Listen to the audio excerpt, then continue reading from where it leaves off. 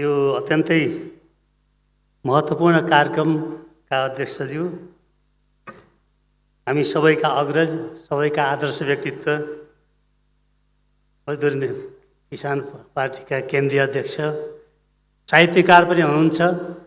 अनुभवले, उमेरले, सङ्घर्षले, सोचले, भावनाले र रूपान्तरणकारी चेतले परिपक्व पनि हुनुहुन्छ आदरणीय नारायण विजयज्यू, मञ्चासीन आदरणीय व्यक्तित्वहरू र उपस्थित सम्पूर्ण आदरणीय व्यक्तित्वहरू, सबै साथीले छोटो छोटो बोलेर जानुभयो, मलाई समय दिएको हो कि जस्तो लाग्यो। जहिले पनि यो भक्तपुरमा म आउँछु, केही वर्ष भयो तमुजियामा आउन थालेको, एक किसिमको शान्ति मिल्छ मलाई। देश बिरामी छ, मलाई पनि सन्चो छैन। भर्खरै त्यत्रो विपद भोगेर हामीहरू आयौँ, अर्को यस्तो खालको उत्सवमा छौँ। एउटा सङ्क्रमणको अवस्थामा हामी छौँ र कला साहित्य संस्कृतिको बारेमा, इतिहासको बारेमा यहाँ चर्चा भइराखेको छ। म थोरै समय लिन्छु यहाँहरूसँग। कहिले कहिले मलाई अप्ठ्यारो के लाग्छ भन्दा, साहित्यको बारेमा अलिअलि जान्ने मान्छे होला भनेर बोलाइरहनु भएको छ। हामी जस्ता बाहिरबाट हेर्दा अलिकति जान्ने हो कि जस्तो लाग्ने, भित्रबाट केही काम नलाग्ने मान्छे धेरै छौँ।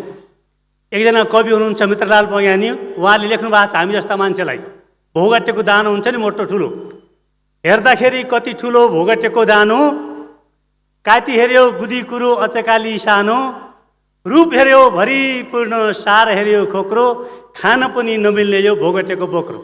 हामीहरू समाजले धेरै ठुला भनेको हामी मान्छेहरू चाहिँ भित्रभित्र खान नमिल्ने गुदी नभएका मान्छे जस्ता छौँ। त्यही पनि जब यहाँ आउँछु, अपसंस्कृति बढिरहेको बेलामा, सकियो कि नेपाल भनिरहेको बेलामा, हाम्रो आफ्नोपन सकियो कि भन्ने जस्तो लागिरहेको बेलामा, होइन नेपाल अब छैन कि भनिरहेको लागिरहेको बेलामा, जब जब भक्तपुरमा यस्ता कार्यक्रममा म आउँछु, मलाई लाग्छ बिउ बाँकी छ, बिउ बाँकी छ र सग्लो बिउ बाँकी छ भक्तपुरमा। बिउ बाँकी भएपछि वातावरण मिल्न साथ त्यो ठुलो वृक्ष बन्छ, फेरि फल लाग्छ भन्ने मलाई लाग्छ। त्यसरी संस्कृतिलाई जोगाइरहेको, मानवतालाई जोगाइरहेको जुन भक्तपुर छ, त्यसप्रति म नमन गर्छु। यो संस्कृतिको यो उत्थानका निम्ति तपाईँले गरिरहेको प्रयत्न, तपाईँले गरिरहेको सङ्घर्ष, तपाईँले बचाइरहेको चाहिँ एउटा अस्तित्वलाई चाहिँ म सलाम गर्छु साहित्यकारको तर्फबाट। लागेको थियो अब के गर्ने होला भने पिर लागिरहेको छ, तर मलाई के छ भन्दा, भोगटेको बोक्रो जस्तो भए पनि एउटा सङ्कल्प छ मनमा, यो जिन्दगी रहेसम्म चाहन्छु म हिँडिरहँ, विषालु भावना गोडौँ, रोगी सोच घिँडिरहँ, चाहे बनौँ उचो कौशी, चाहे होचो छिडी बनौँ, मेरो सङ्कल्प एउटै हो, हिँडिरहँ हिँडिरहँ हिँडिरहँ हिँडिरहँ। भक्तपुरको संस्कृतिले हामीलाई त्यो सिकाइराखेको छ कि तिम्रो बिउलाई बचाएर हिँडिराख, तिम्रो सङ्घर्षलाई बचाएर हिँडिराख। एक न एक दिन बिग्रिनुको पनि सीमा छ। देश बिग्रिँदै बिग्रिँदै बिग्रिँदै गएको छ, तर भित्तामा पुगेपछि उता जाने ठाउँ हुँदैन, फेरि फर्कन बाध्य हुनेछ, यो देश फेरि बन्नेछ भन्ने खालको आशा यो भक्तपुरले हामीलाई जगाइराखेको छ। त्यो चिज हो। र यो तपाईँहरूले कति ख्याल गर्नुभएको छ, चाहे जस्ता सबै कुरा हुँदा रहेनछन्। भोक लाग्यो, एउटा बाटोमा हिँडेको बेलामा एउटा यात्रा असाध्यै भोक लागेको रहेछ, बगैँचा देखेछ, बगैँचामा रुख रहेछ, रुखमा फल रहेछ, मन लाग्यो खान मनलाई लाग्यो, मन त्यहाँ जान सक्दैन, देख्यो आँखाले, आँखा पुग्न सक्दैन। हिँडेर गयो घोडा एक्लै चढ्न सक्दैन, हातको सहायताले रुखमा चढ्यो, टिप्यो हातले खान सक्दैन, खायो मुखले पचाउन सक्दैन, लग्यो पेटले। र केही नगरेको दोषी त्यही बेलामा माली आएछ बगैँचाको, आफ्नो बोटको फल चोरेर खाइरहेको देखेपछि लट्ठीले पिठ्युमा सोध्याएछ। जुन पिठ्युले कुनै गल्ती गरेको छैन उसले दण्ड पायो। नेपालमा त्यही भइरहेको छ। गल्ती नगर्ने जनताहरू, सोझा जनताहरूमाथि लट्ठी परिराखेको छ, राजनीतिको लट्ठी परिराखेको छ, अपसंस्कृतिको लट्ठी परिराखेको छ, पुँजीवादको लट्ठी परिराखेको छ, उदारतावादको लट्ठी परिराखेको छ। हामी निरीह भएर बाँचिरहेका छौँ। यस्तो अवस्थामा फेरि एउटा जागरण ल्याउनु पर्ने छ। त्यो जागरण कला संस्कृतिले ल्याउन सक्छ। हरेक पटक जब जब जागरणको आवश्यकता पर्छ, तब राजनीतिक क्रान्ति गर्नेहरूले पनि संस्कृति कर्मीहरूलाई गीत गाउन लगाउँछन्, कला चित्र प्रस्तुत गर्न लगाउँछन्, कविहरूलाई कविता प्रस्तुत गर्न लगाउँछन्। एक जुगमा एक दिन एकचोटि आउँछ, उथल पुथल हेरफेर ल्याउँछ। त्यही बेलामा कविहरू चाहिएको दुनियाँ बदल्नका निम्ति। त्यस कारणले कवि कलाकार संस्कृति कर्मीहरूको धेरै ठुलो महत्त्व छ। हुँदैन बिहान मिरमिरमा तारा झरेर नगए, बन्दैन मुलुक दुई चार सपुत मरेर नगए, यस्ता कविता त्यो बेला चाहिन्छ जुन बेला परिवर्तन चाहिन्छ। तर दुर्भाग्यको कुरा, परिवर्तन भइसकेपछि तिनै कलाकारलाई, तिनै संस्कृति कर्मीहरूलाई, तिनै गायकहरूलाई, तिनै बाजा बजाउनेहरूलाई चाहिँ राज्यले बिर्सन्छ, राजनीतिले बिर्सन्छ। तर भक्तपुरको एउटा विशेषता राजनीति र संस्कृति सँगै छ, राजनीति र साहित्य सँगै छ। यो देख्दाखेरि पनि मलाई गर्वबोध लाग्छ। त्यस कारणले पनि जब म यहाँ आउँछु मलाई शान्ति प्राप्त हुन्छ। यो कला के रहेछ अलिकति म भन्छु। यहाँ हेरी आएर सबै कला देख्दाखेरि अर्कै खालको संसार लाग्ने। एकपटक मलाई किरण मानन्दरको चित्रमाथि लेख्नु पर्यो कविता, तपाईँले आफूलाई खुब कवि हुनुहुन्छ नि भनेर लगाइयो। लेख्छु नि त म पनि के कम छु भनेर उहाँको चित्र हेर्न गएको, केही बुझेको भए मरिजाउँ। यसो हेरो अमूर्त चित्रकला रहेछ, यसो हेरो गाई जस्तो पनि छ, भैँसी जस्तो पनि छ, आकाश जस्तो छ, बादल जस्तो छ, पानी बगेको जस्तो छ, चरा उडेको जस्तो छ, के छ थाहै छैन। अनि मलाई लाग्यो होइन कलाकारले मलाई यसैले अल्मल्याउँछ भने मैले कविले अल्मल्याउनु पर्छ। अनि मैले लेखेँ हो कि चाहिँ जस्तो, होइन चाहिँ पनि, बुझे कि चाहिँ जस्तो, फिचिक्कै नबुझे पनि अचम्मकै हुँदो रहेछ कलाको भव्य जीवनी। हेर्दै कलालाई कला बन्छु कि मै पनि। यो भक्तपुरको कला हेर्दै मलाई पनि कला बन्न मन लागेको छ, बन्न सकिरहेका छैन। तैपनि फेरि पनि त्यसको लागि पनि यहाँलाई धन्यवाद दिन चाहन्छु। र कलाको शक्ति, कविताको शक्ति सामान्य छैन। कलाले धरतीलाई उर्वरा पार्न सक्दछ, चन्द्र सूर्य दुवैलाई धरतीमा झार्न सक्दछ, साथै समुद्रको पानी सिरत्तै पार्न सक्दछ, सिँगै धरती उचालेर बुर्कुसी मार्न सक्दछ। त्यो कलाको शक्ति हो। त्यस कारणले गर्दा समाजको परिवर्तनका लागि, देशको परिवर्तनका लागि, मानवताको परिवर्तनका लागि कलाले, संस्कृतिले गर्न सक्ने काम धेरै छन्। तपाईहरु त्यो काम गरि नै रहनु भएको छ। के छ र यसो हेर्दा कति राम्रो बोल्यो, कति राम्रो लेख्यो जस्तो लाग्छ हामीलाई। तर के लेख्छ र कविले पनि तपाईले देखेका, तपाईले सुनेका, तपाईले जानेका, तपाईले हेरेका, तपाईले भएका, तपाईले अनुभूति गरेका कुराहरूलाई नै उले ग्रहण गर्ने हो। तपाईबाट अनुभूति लिन्छ र आफ्ना अनुभूति मिसाएर तपाईलाई नै प्रस्तुत गर्छ। दुःख हजार छन् आफ्नै, अर्काका दुःख पुस्दछ, आफ्नै आँसु बगिरहेछन्, अर्काका आँसु पुस्दछ। मैन झैं बल्छ स्रष्टा त्यो, आफू गल्दै गए पनि मान्छे उठाउँदै लेख्छ, आफू ढल्दै गए पनि। त्यो कलाकारको काम त्यस्तो हुन्छ, त्यो कविको काम त्यस्तो हुन्छ। त्यसो भएको हुनाले पनि यस्ता कार्यक्रमले एउटा ऊर्जा थप्छन् हामीलाई, मलाई त्यस्तो लाग्छ। र अब धेरै लामो बोल्न मन त छ, तर कलाको व्यङ्ग रमाइलो हुन्छ।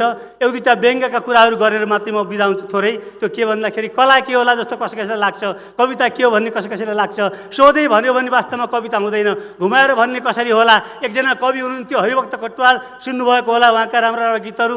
नेपालको असाध्यै ठुलो जड्या कविको नाम लिनु पर्यो भने एकजना उहाँ पनि हुनुहुन्थ्यो। तर ठुला राम्रा कविता लेख्नुहुन्थ्यो। साँझ पर्ना साथ न्यु रोडको पिपल बोर्ड छ देख्नुभएको होला, त्यहाँ गएर बस्नुहुन्थ्यो, खानुहुन्थ्यो र घर फर्कन गाह्रो हुन्थ्यो, हल्न हिँड्नुहुन्थ्यो।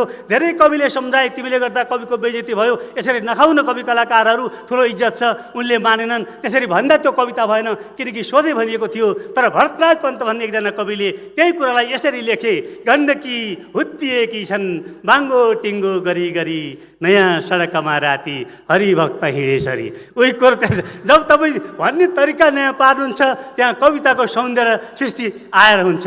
एउटा कवि त्यहाँ आन्दोलनको बेला तपाईँ धेरैलाई थाहा होला, आन्दोलनमा हामीले पिटाइ खायौँ, के गर्यौँ। म रत्नराज लक्ष्मी क्याम्पसमा पढाउँथेँ, राति 8 बजे घर फर्कने, पुलिसले समात्ने, जहिले पनि डिक्की चेक गर्ने मोटरसाइकलको। कहिले आफैले पढाएको विद्यार्थी पुलिस पर्ने जानु सर भन्ने, कहिले चाहिँ दुःख दिन थाल्ने। त्यो बेलामा मलाई गाली गर्न मन लाग्थ्यो, कविता लेख्नु जस्तो लाग्थ्यो। त्यसरी लागेर कविता भएन। म जस्तै एउटा कवि अर्जुन पराजुली, उनलाई पनि त्यस्तै भएछ। उनले लेखे, आन्दोलनको बेला थियो, भिड ठेलम ठेला थियो, नेपाल बन्दको सुरसार गर्दै थिएँ, भित्तामा पर्चा छर्दै थिएँ। पुलिस आयो, सोध्यो, ओइ दारी किन पालेको? पहिलोले भन्यो दे सालेको, दोस्रोले झुरुक्क उचाएर फुत्त फालेको, अनि पो कविता लेख्न थालेको। जब अप्ठ्यारो पर्छ, जब दुःख पर्छ, जब अन्याय हुन्छ, तब चाहिँ कविताहरूको जन्म हुन्छ, क्रान्तिकारी कविताको जन्म हुन्छ। अनि भर्खरै मैले बुझिनँ, तर नेवार भाषामा, नेपाल भाषामा जुन कविता पढेर जानुभयो प्यालेस्टाइनको, इजरायलको बारेमा कुरो नबुझे पनि बुझे जस्तो लाग्यो। कविहरूले त्यो क्रान्तिका कविताहरू त्यसरी लेख्छन्, नबुझिकन बुझाउने खालको। तर यसरी लेखिरहँदाखेरि मलाई मेरो कविले प्रश्न गर्छ, तपाईँलाई गर्छ कि गर्दैन? तपाईँलाई तपाईँको कलाकारले प्रश्न गर्छ कि गर्दैन मलाई थाहा छैन। तपाईँलाई तपाईँको संस्कृतिकर्मीले प्रश्न गर्छ कि गर्दैन मलाई थाहा छैन। तपाईँको चाहिँ मूर्ति कलाकारलाई मूर्ति कलाकारले प्रश्न गर्छ कि गर्दैन मलाई थाहा छैन। तर मलाई मेरो कविताले प्रश्न गर्छ, ए कवि, तेरा कविताले के गर्यो? भोकाहरूको पेट भर्न सक्यो?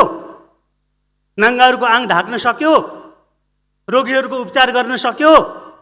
निराशाले मृत्युतर्फ गएका मान्छेहरूलाई फर्काउन सक्यो जीवनतर्फ? अन्य अत्याचारका विरुद्धमा एउटा मान्छेहरूको चेतनाको निर्माण गर्न सक्यो? जनतालाई अँधारोबाट उज्यालोतर्फ लग्न सक्यो? जाडोले कठ्याङ्ग्रिएकाहरूलाई चाहिँ न्यानो घाम दिन सक्यो? तेरो कविताले के गर्यो? गम्भीर प्रश्न छ तपाईँहरूमाथि।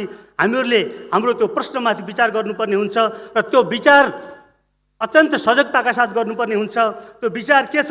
हामी के लेख्दैछौँ? हामीले गम्भीर भएर हेर्नुपर्ने हुन्छ। लेख्दैमा हुँदैन, के लेख्दैछौँ, कसका निम्ति लेख्दैछौँ, किन लेख्दैछौँ, हाम्रो कविताको शक्ति के हो, हाम्रा कविताले समाजमा पार्ने प्रभाव के हो, हाम्रो कवितामा भावको गहिराई विचारको सत्यता कति छ, तीक्ष्णता कति छ, हाम्रा कविताले जीवन बदल्न सहयोग गरेको छ कि छैन, हामीले नागरिक हुनुको जिम्मेवारी सहित लेखेका छौँ कि केवल मनोरञ्जनका निम्ति लेखेका छौँ। धेरै धेरै प्रश्नहरू हामीलाई हाम्रा कविताले सुत्छ।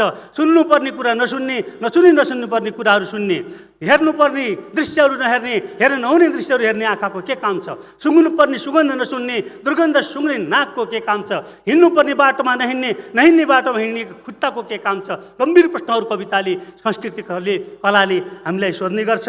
त्यसो भएको हुनाले मैले अन्तिममा चाहिँ के मात्रै यहाँबाट अनुरोध गर्छु भन्दा, एउटा राम्रो कवि हुनका निम्ति, एउटा राम्रो संस्कृतिकर्मी हुनका निम्ति, एउटा राम्रो कलाकार हुनका निम्ति केही महत्त्वपूर्ण कुराहरू उसमा हुनु जरुरी छ। उसमा युगीन जीवनको प्रकाश जरुरी छ, सुन्दर संसारको आकाश जरुरी छ, भव्य भविष्यको आभास जरुरी छ, श्रोता र पाठकसँगको संवाद जरुरी छ, चैतन्य सर्न सक्ने प्रभाव जरुरी छ, रसपूर्ण काव्यिक स्वाद जरुरी छ, सङ्गीतको झन्कार जरुरी छ, विद्रोहको फन्कार जरुरी छ, क्रान्ति चेतनाको हुङ्कार जरुरी छ, मानव जीवनको संहार जरुरी छ, सौन्दर्यको सञ्चार जरुरी छ, कुरूपताको संहार जरुरी छ र कला चेतना, जीवन चेतना, सौन्दर्य चेतनाको संश्लेषण जरुरी छ। यो कुराहरू लाग्छ। र अन्तिममा यहाँहरूलाई बिदा लिनुभन्दा पूर्व म पनि एउटा कविता पढ्न चाहन्छु। यहाँहरूसँग अनुमति माग्छु। मैले थोरै धेरै समय लिएँ, तर त्यति समय मलाई अरू दिनुहोला। म एउटा कविता पढेर मात्रै यहाँहरूबाट बिदा हुन्छु। शान्ति शान्ति शान्ति भनेछन् सबैले, भइदिए त हुन्थ्यो नि भन्ने त हामीलाई पनि लागेको छ, तर त्यसै शान्ति हुँदो रहेनछ। शान्ति हुनका निम्ति मान्छेले न्याय पाउनुपर्ने रहेछ, अवसर पाउनुपर्ने रहेछ। त्यही भएर मैले मेरो कविताको शीर्षक राखेको छु, शान्ति त्यसै हुँदैन।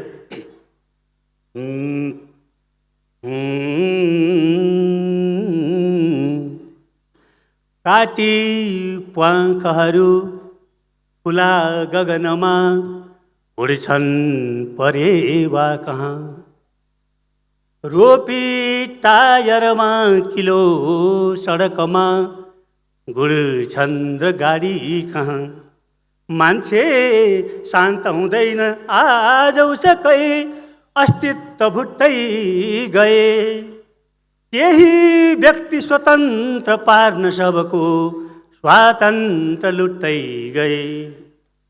भोको पेट हुँदैनथ्यो यदि भने चोर्थ्यो कसैले किन, चर्को भेद हुँदैनथ्यो यदि भने लड्थ्यो र कोही किन।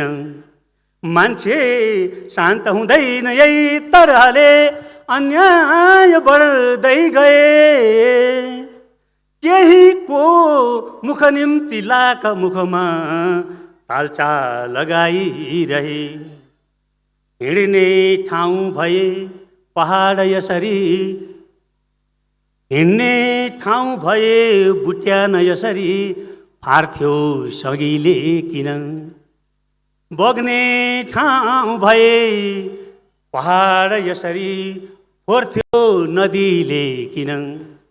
मान्छे शान्त हुँदैन चोट उसमा पार्दै लगार्दै गए, केहीको सुख निम्ति लाख सुखमा कुल्चेर मार्दै गए।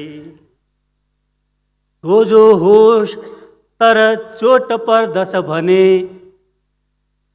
सोझो होस् तर चोट पर्दछ भने उफ्रन्छ गाई पनि। हेप्ने मात्र गरे सहन्छ कसले बिचकन्छ भाइ पनि।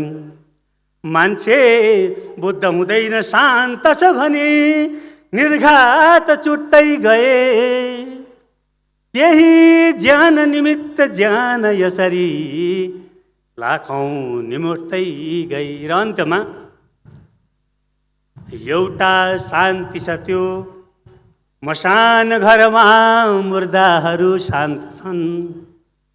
एउटा शान्ति छ त्यो मसान घरमा मुर्दाहरू शान्त छन्।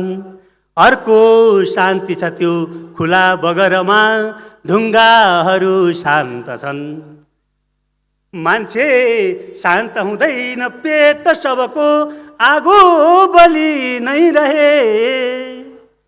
यही पेट निमित्त पेट सबको भोको बनाइरहे। अवसर दिनुभएकोमा धेरै धेरै धन्यवाद छ, कृतज्ञता व्यक्त गर्छु। सुनिदिनु भएकोमा तपाईँहरूप्रति कृतज्ञ छु। धन्यवाद।